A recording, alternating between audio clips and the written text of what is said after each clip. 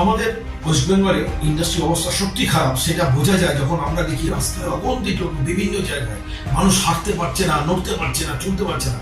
এটা কিন্তু ঠিক নয়।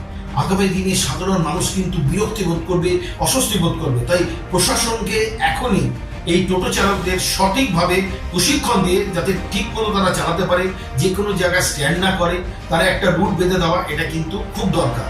কারণ টোটো বাইরে যাবে কোথায়, তাদেরকে তো খেতে হবে।